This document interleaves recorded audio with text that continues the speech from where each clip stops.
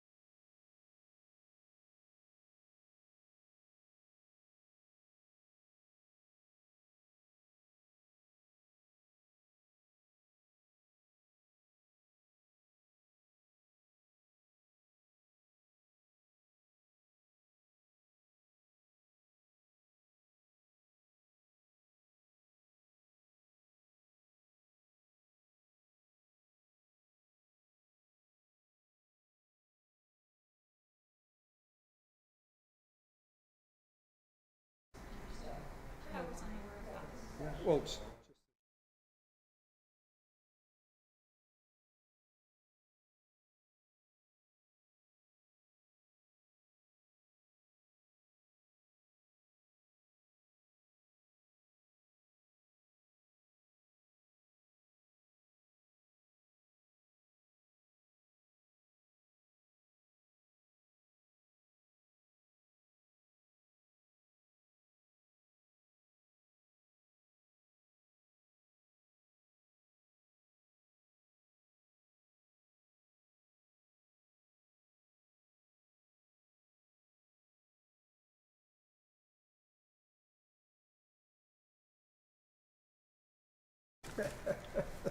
Yeah, that's a good point.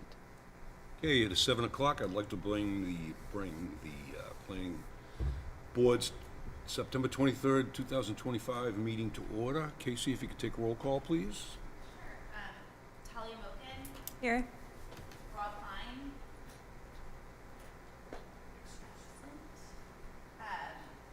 Jim Callahan. Here. Dave Edmonds. Here. Claudia Bolgen. Here. Kevin Duffin. Rob Doherty, Here. and Rob Pine. Here. Excellent. So that Rob showed up on time. Before the meeting begins, please silence your cell phones and note that this meeting is being recorded. Subdivision approval not required. There are none. Public hearings at this moment, there are none. So we're going to go to the definitive subdivision status reviews. And the first one up is Highview Estates.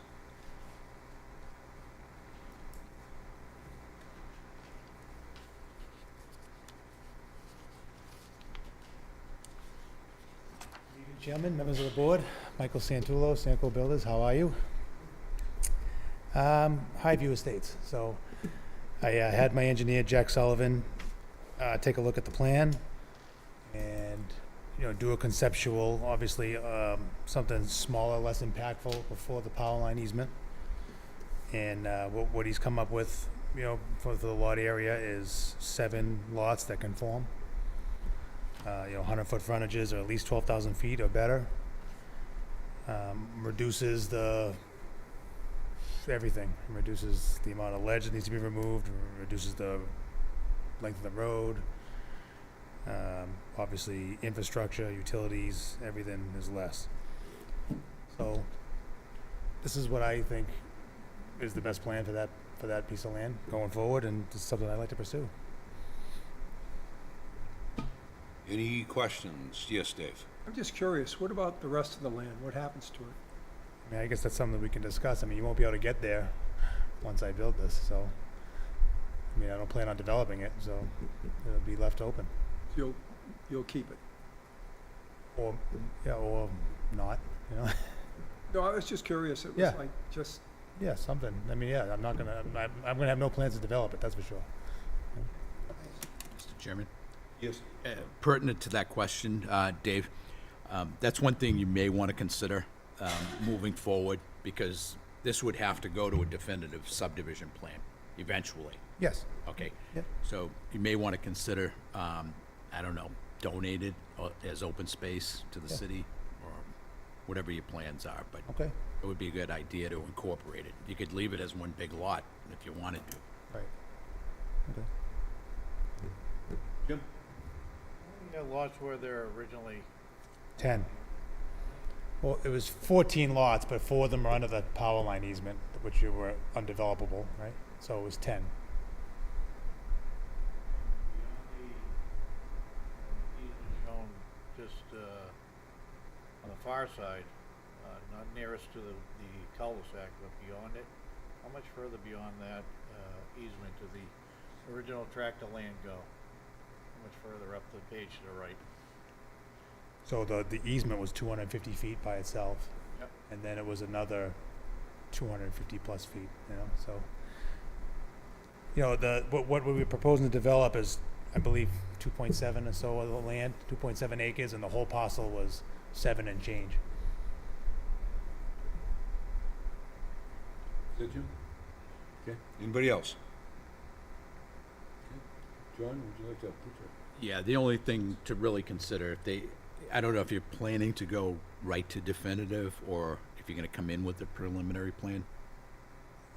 Yeah, I mean, I think if we all feel like this is a good idea, I will have Jack take the next step further and put a little more information on this plan and start thinking about utilities and stuff like that. All right. I mean, you could work towards going right into definitive. Right. But that's Well, I think that's that- up to you. That's the idea, right? Yeah. All right. And then, I mean, it's still going to be an extremely difficult piece of land to create a road and put utilities in. So it's, there's a lot of grade work. Yeah. I mean, I don't know if it's that difficult, but it's going to be something, yeah. Just for historical purposes, and you know how I like to talk about this stuff. This piece of land we're looking at on this plan before us, in, let's see, July of 1985 was my first full month working for the city as the planning director. I had a different title back then, but this was the first site visit I ever conducted, and the planning board later that month conducted a site plan of it.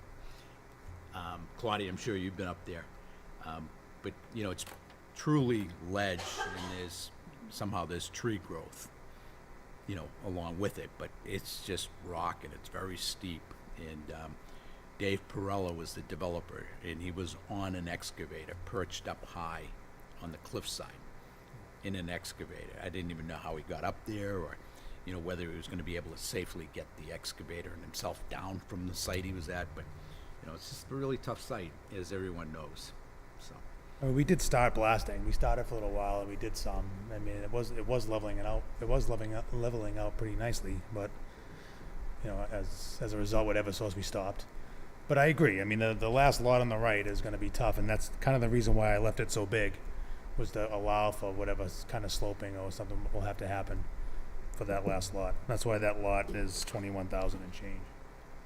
Give it enough room. One other thing, this is the record-setting, longest-lasting, incomplete subdivision. Sure it is. Started in 1971.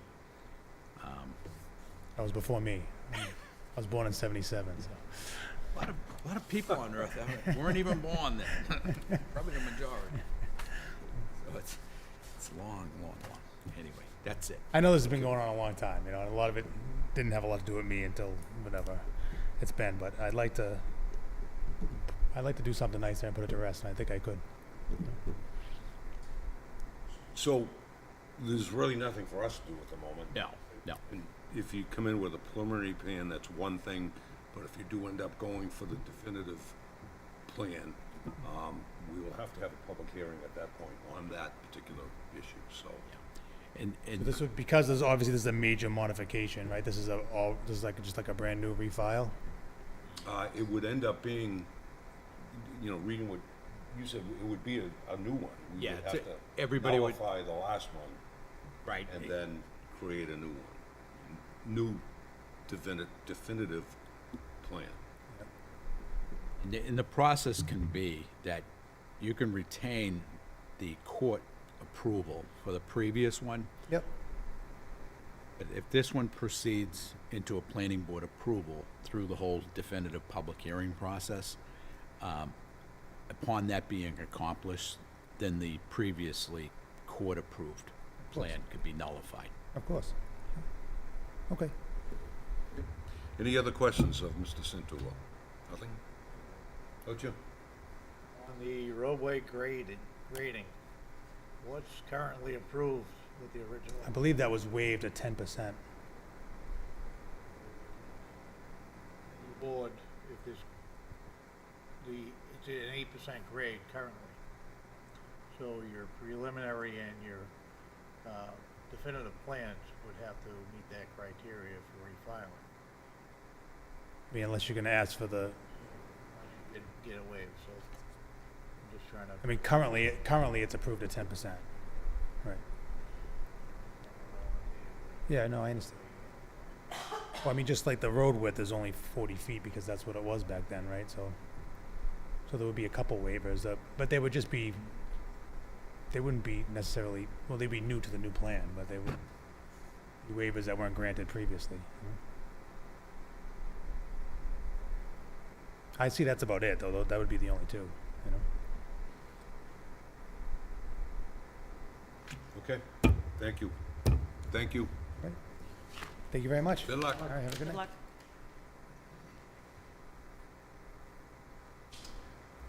luck. Cliffside Terrace. There's no applicant here this evening, but I want to report to the board that I've been in contact with the new owner of this development, and they're still working with the engineering department. I'm working with them relative to getting a surety amount established to recommend to this planning board. In lieu of that, they're not pulling any new building permits at this point in time.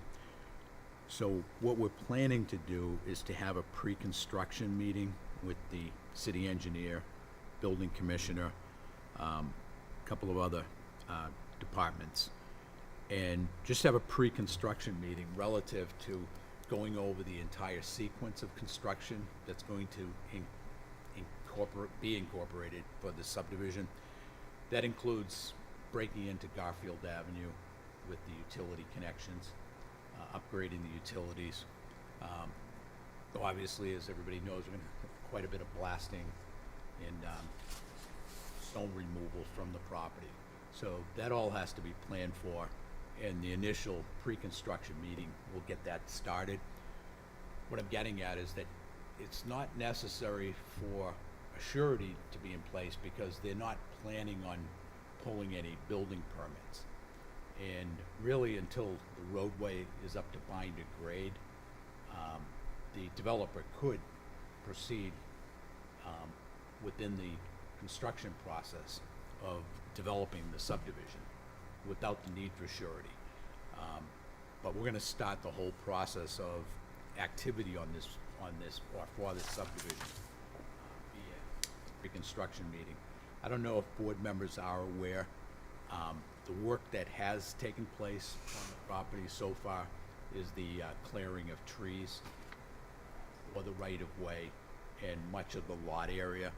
And what was retained was a substantial tree buffer around the perimeter. So all the abutters do have a substantial natural tree buffer associated with this subdivision.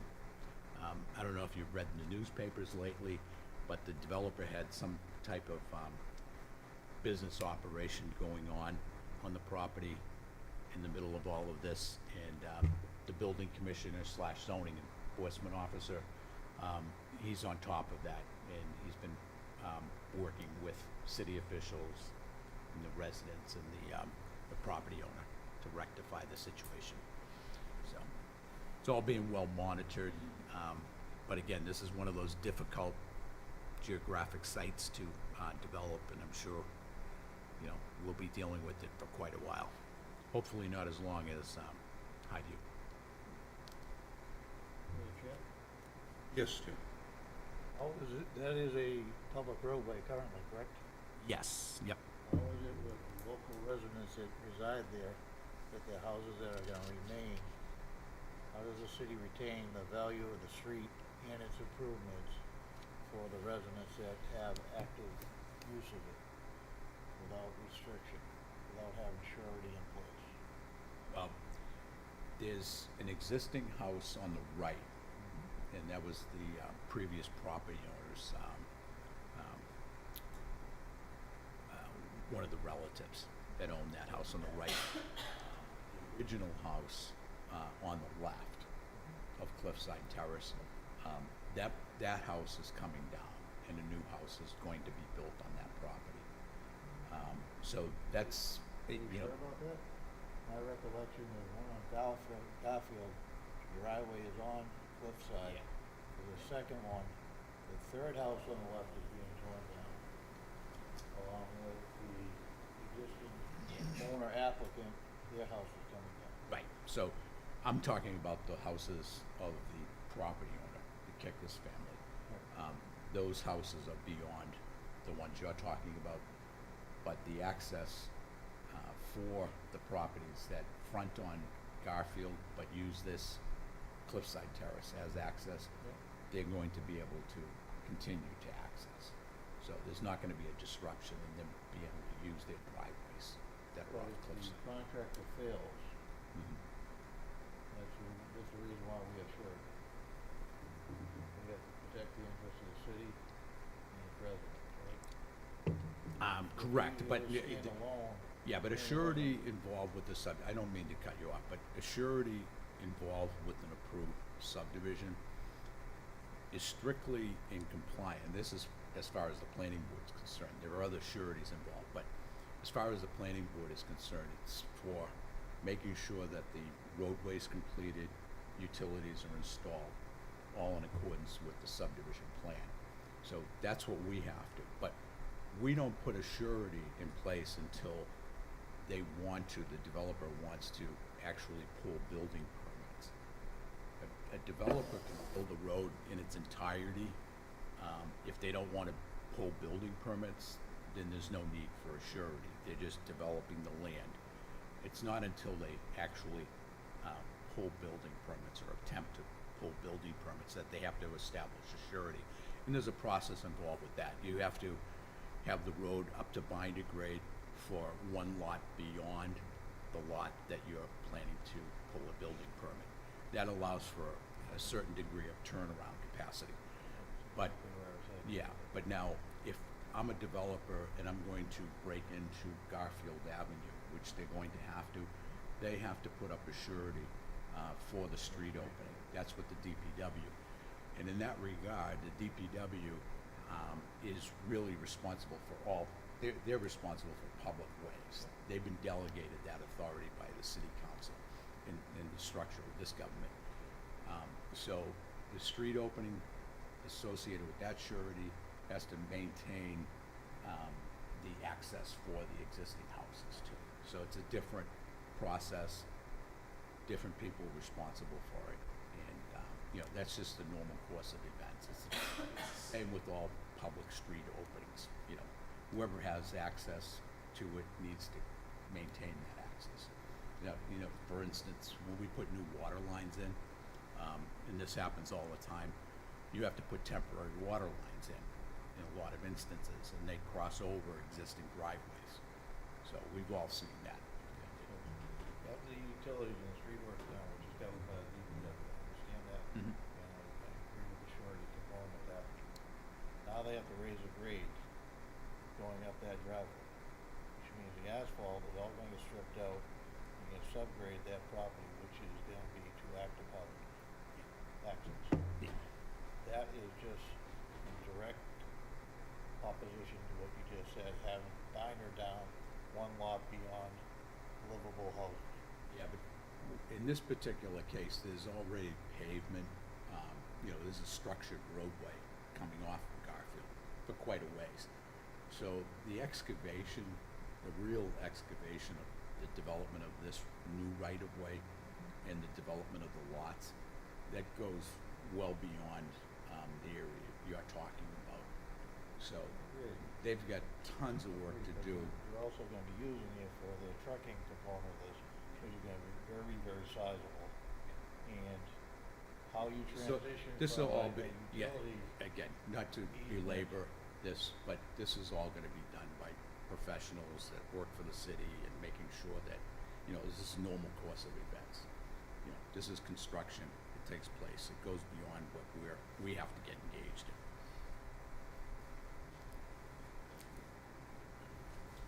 Okay, and then we had three others on here that, John, you can address all three of them together. This is, some more legacy stuff, dating back many years, actually 3-4 decades. Woods Hill subdivision. Geographically, that's at the base of Montvale Avenue, just before Wood Street, closer to downtown, on that side of Wood Street. I'm trying to work with the files of these three subdivisions and working with personnel in the city relative to creating a chronological history of these three, because there's outstanding surety funds in these accounts still that have to be returned to whoever the rightful owners. In a couple of instances, they're the heirs of the estates. I'll just leave the names out so I don't have to start identifying people and whatever. I might get something wrong. But these three subdivisions I'm working on, I haven't been able to factualize the amounts of money and the actual findings of what remains to be completed for these three subdivisions. I wasn't able to achieve that for tonight's meeting. I'm going to continue working on these three until somehow get to the point of fruition and, request the board action. But I need to still work on the chronological history and figure out the facts behind these three. I thought I'd have it ready for tonight, but it's just too loose-ended. Files are hard to find, and, the actual funds and their amounts are still to be determined. But we'll get there. And these are before you guys. All right, moving along. The planning board director's update. The update I'd like to just give to the planning board is that there are three major things going on, actually 4 or 5, but we have the housing production plan update that is continuing. We did have the initial review at our last planning board meeting. The consultants for that update are coming back before the planning board. Ultimately, the board's going to have to approve that, and separately, the city council will have to approve it before it is finally adopted. And the state Executive Office of Housing and Livable Communities, they also have to sign off on it. So there's a process involved.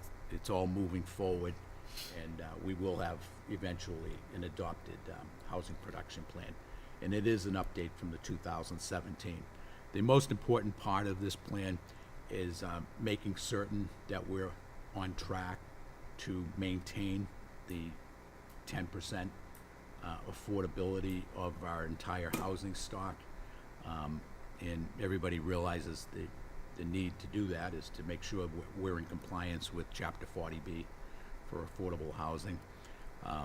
Since 2017, there's been a lot, as we know, there's been a lot of statutory changes relative to helping to create more affordable housing in the state. And of course, that's a big challenge. But you know, this state appears to be committed to really trying to move that subject matter forward in a more successful manner than what has been done in the past. And I'd just bring up an example, ADU, the ADU statute that was adopted a couple of years ago. City of Woburn now has an ADU zoning bylaw. This board participated in, held a requisite public hearing and sent that off to the council. The council adopted it. Mayor signed it into our zoning ordinance. So we do have compliance with the ADU statute as it exists today. That statute and the effects of creating affordable housing, hopefully it does create, you know, a significant amount of affordable housing. But I think the most important part of that statute in the city's adoption of the zoning ordinance is that, you know, it's an ordinance that's been approved in many states throughout the country, and perhaps more than any other statute concerning housing, it helps to keep families together, and I think that should always be a primary goal. You know, not to opine on this, but I think that's an important goal for, you know, families to be able to, you know, stay together if they so choose. So the ADU allows for example, parents to live in smaller quarters while their children, perhaps having children, can live in the main house, or vice versa. An interesting part of the ADU is that the owner of the property, in accordance with the statutory language, doesn't have to live in that property.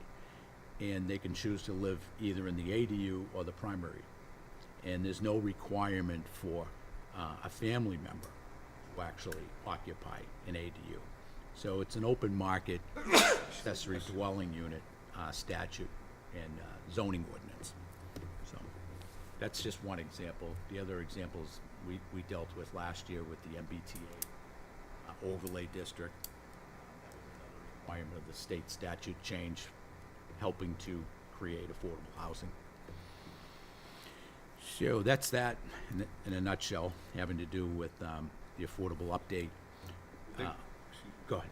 Will they be putting a little different proposal together based on the input that they're gonna get over the last week and the next few weeks? Yeah, that'll work into the narrative. Yeah, and there, There's a survey that will be going out as well, so we'll send the link to the survey to all of you to fill out. So, okay, so the one that comes to us that we would end up approving or not, you're talking weeks down the road, right? Yeah, so October 21st, the city council will weigh in formally at their meeting, and then the consultant will be back in front of you on November 13th with the first draft of the entire plan. Okay. So that will be an opportunity to really critique the plan and moving forward, like in December, the date she's shooting for. Okay. this is a plan that, you know, the whole idea is to get it done and not to drag it out. So Yes. involved with a number of them, and you know, it's not one of those deals that we have to go through for a year or two. master plans could last a long time. Sorry, I misspoke. I said November 13th. It's November 12th, which is a Wednesday. So your meeting that month is on a Wednesday, just to remind you. Okay, thank you, John. Yeah. Any questions? Okay. Want any more updates on master plans? What, is there more than one? Oh, yeah. Go ahead. Hey, Casey, we've been very busy, really busy. Casey, why don't you bring the board up to speed? You've been so instrumental in this one. This is the, we call it a mini master plan for North Woburn. It's the area of North Woburn at Merrimack Street and Boston Street, the heavy industrial park zoning of the city that has a multitude of business uses going on. And, we're engaged in creating a master plan, hopefully, that will provide a menu so that we can plan for the best, highest use future for that area of the city. So far, our consultants have given us a first draft of the existing conditions, and that analyzes both demographic data, market data, property information, zoning, and infrastructure analysis. And they're presenting that next Monday, the 29th, at the City Council, just in the chamber. It's just a public meeting. Right now, it's scheduled for 6 p.m. We're trying to move it to 7 to accommodate the committee meeting that's also happening. So we'll be sure to follow up with you on that and update the city website. But that's scheduled for the 29th, and that will be an opportunity to review the existing conditions and then weigh in kind of on, what we see for that area, or what we envision, and really make sure we're articulating that in the plan. Casey, just to bring the board up to speed, we're talking about completing that particular study late spring or? Yeah, late spring, I'd say. It's taken a while. This existing conditions portion of it was a heavy lift. It's really, really detailed. And then the implementation recommendations are the next step that we're working towards. So yeah, springtime, I'd say. So we'll have an opportunity to formally update this board too. The important thing is that, the city of Woburn really doesn't have chances like this of creating these new updated mini master plans of sectors of the city that often, but here we were able to acquire grants. Casey was really instrumental in that. How long ago was that applied for? We applied May of 2024. So it takes a while for these things. Seemed that bad. No, it's not too bad. Oh, And then the other one we have going Year on, and a half. similar intent, but is the downtown master plan, the downtown area plan. That one, we're still kind of really getting kicked off the ground. We had a really nice property owner meeting before our last planning board meeting, and now they're really doing a deep dive into existing conditions as well. So that would probably be a similar time frame, late spring, early summer, for a review of that. So will this be calling for rezoning and stuff in the particular That could be some of the area? recommendations. Yeah. I anticipate those being suggested. A lot of different uses, hopefully. Yeah, no, it's an interesting area. And on top of what we're talking about here, there is a parking management plan that's nearing completion. And that's really gonna be a bunch of recommendations based on the analysis, professional analysis of parking specialists that have been working on that. I don't know if you want to add to that case. No, I don't think so. I think we've mentioned it before, but the idea in a downtown is to always have 10 to 15% of your spaces turning over, and we're not accomplishing that downtown right now. And so the consultants have recommended kind of a series of recommendations, kind of a menu of options to accomplish that. And we're reviewing the draft now, and we'll be presenting that to the city council sometime, probably in late fall, for them to kind of make some decisions on. Big project is the Main Street Improvement Project, and those engineering plans are now going through the final phases leading up to the 25% design phase. So that has to receive city approval, and we're gonna have a public hearing coming up pretty soon. And ultimately, the 25% design phase has to be approved by the state DOT. So that's also happening in quick order over the next few months. They're thinking an early spring date for the 25% design to actually be approved by the state. And construction, if everything goes according to the tentative schedule, could happen as early as FY '30. I don't think it's gonna happen anytime earlier than that, so that would put it into the spring of '31. Yeah, yeah. This will be a quarter plan? What's that? So you said a 25% plan, At 25% design, design. which, So the new road stops in the middle of the pond. no, yeah, no, you know. So that 25% design identifies the easements, permanent, Okay. temporary, what takings need to be. It really solidifies the design itself with allowance for, minor tweaking. But there's been so much work behind the scenes being done by our traffic engineers, our city engineer, DPW, everybody working together to try to come up with a design and lanes and transition lanes, improvements to the intersections, the critical intersections. The real idea with this project is to improve the vehicular safety conditions downtown, as well as the pedestrian safety, or lack thereof, that exists today. We really want to emphasize that, and that is a major goal of this administration. With this plan, it implements much better safety designs for the roadways and the vehicular and pedestrian traffic. Not to forget the bicyclists. The state is behind all, I mean, Yeah, they're behind it, they're not gonna stop it at some point. It would be fully funded.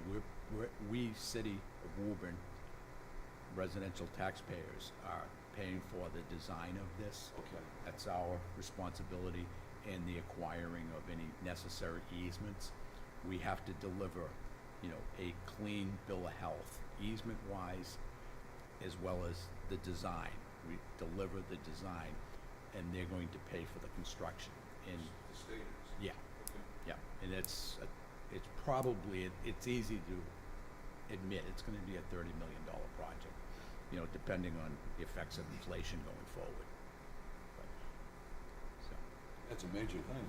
oh yeah, this is, One of the this, biggest things we've gone through here. yeah, I mean, when's the last time, nobody here can remember the last time downtown ever had a major overhaul. Topics was in the '60s, and the problem with Topics is that a lot of it, had to be altered once it was in place. There's still islands out there, but a lot of it proved, it created more congestion to traffic, to the point where, wait a minute, we have to take some of these median strips out.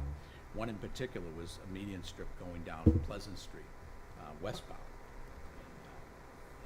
And, it obstructed the good flow of traffic coming from the Library Street parking lot, the courthouse parking lot. It just obstructed a lot of good flow of traffic. So a lot of Topics improvement features had to be modified. Hopefully, we don't make those mistakes this time. But it takes a lot of focus. It really does.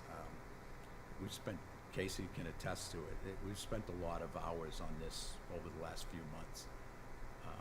Making sure that we have a pretty good plan that's still subject to public input, and still modifications that may occur from the state. One of the hardest things about planning for this project is how to properly accommodate complete streets. What that means, if you're not familiar with it, everybody that uses a right-of-way is supposed to have safe access to that right-of-way, whether you're a pedestrian crossing the roadway or a bicyclist riding your bike along the right-of-way. There has to be space, and one of the problems in Main Street northbound is that it's a very narrow corridor.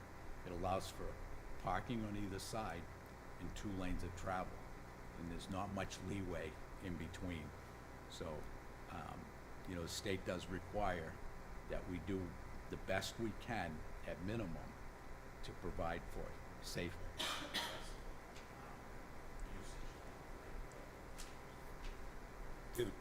So I'd just like to add,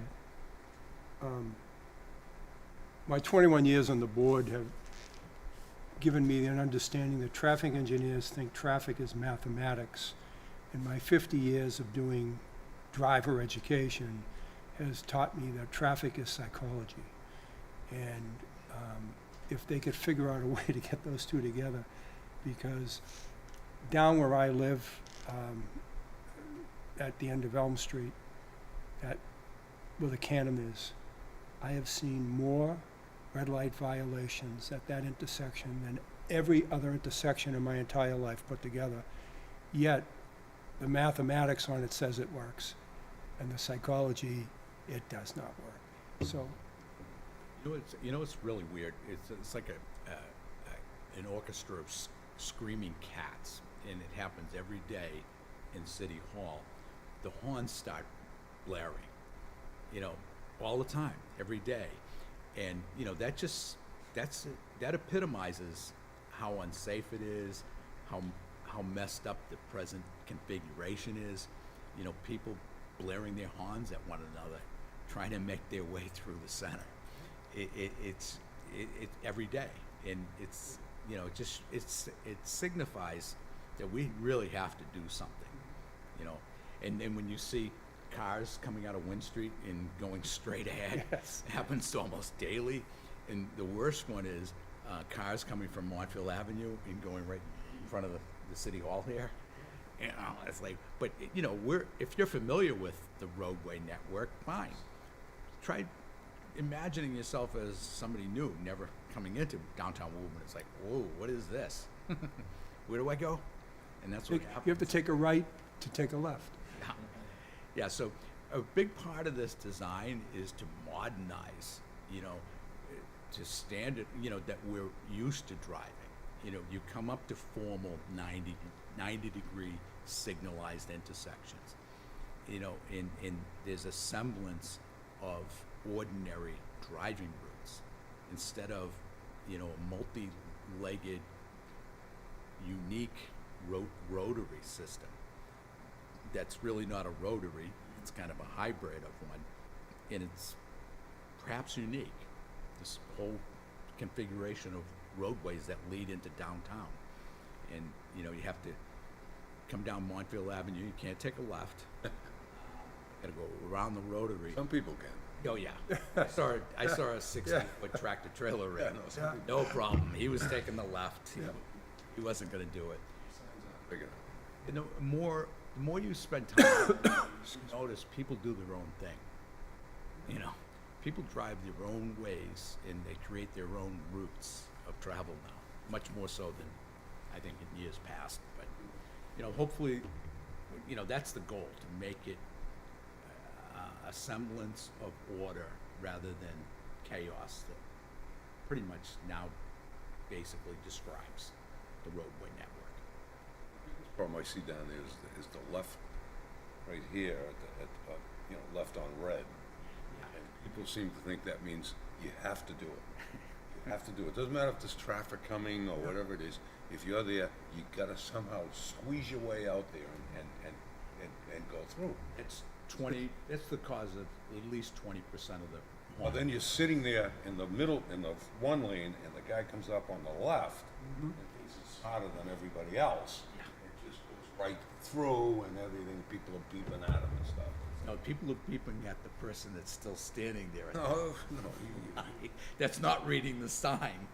but yeah, it is a mess, and that's gonna be a huge project. Huge project. I probably won't be driving at that point when that's done.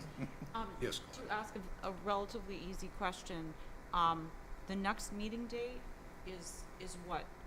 Well, I was just gonna get to that. Okay, So, the next meeting date would normally be the 7th. okay. That would normally be the next meeting date. Now, do we have enough that we need to have 2 meetings in October, or do we not?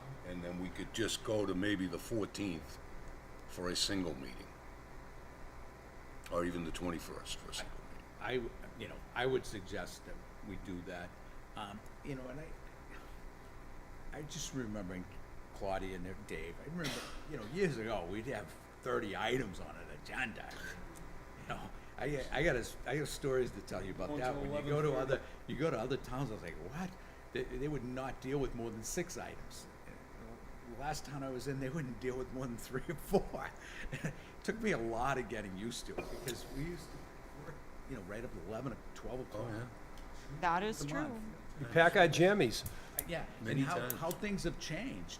How things have changed. So one meeting in October seems like a good idea, Yeah. John, to you? Yeah, and then the Okay. other thing is, Claudia, so our next meeting will be 2 weeks from tonight. But I just want to warn you, it's going to, in all likelihood, be a very light meeting. Unless we moved it to say, rather than doing it October 7th. No, we would, well, I don't know, we would do it the second, That would be the 14th. yeah. That, I would recommend that we go to the October 14th meeting as our next planning board meeting. Is everybody good with that? Yeah. Is that all right? I'm sorry, I can't entertain you more, but, That's all right, we're good. yeah, we need applications to do that. We're good. I see you enough. Thank you. And But then good. I think Casey mentioned that the meeting in November is a Wednesday meeting, and for some reason, that's already in my calendar, so that must have been scheduled. I mentioned it last week, but maybe we emailed. That's about the it. veterans. Yeah. Veterans Day is Tuesday the 11th, so we will meet the 12th. Okay, so that if we meet on the 14th, and then we meet on the 12th, John, Yeah. I'm getting a thumbs up, okay, beautiful. Yeah, and if anything changes, you'll be the first to know. Okay. Excellent. All right, so up next, we have some approval of minutes. The first one we have to do is the May 13th, because we did not do that. I would make a motion to approve those minutes as submitted. Second. Motion by Claudia to approve the May 13th, 2025 minutes as submitted, seconded by Dave. All those in favor? 5-0 carries. Okay. And then we have the last meeting, Not vote on. which was actually September 9th. Do you have enough people to vote on it? September 9th. I can't vote on You that. cannot vote, Yeah. but you cannot vote. We got 4, so we're good. I'll entertain a motion to accept the September 9th meeting So moved. minutes as is. Motion made by Dave, second by Talia. All those in favor? 4-0 carries. Okay. And, John, is that it? That is it. All right, And I then promised I'd make sure Casey makes it to her next appointment. Excellent. Well, then, On I would time. make a motion to adjourn at 7:45. Motion by Claudia to adjourn at 7:45, seconded by Second. Dave. Sorry, too late. All those in favor? 6-0 carries. Thank you very much. Go Red Sox.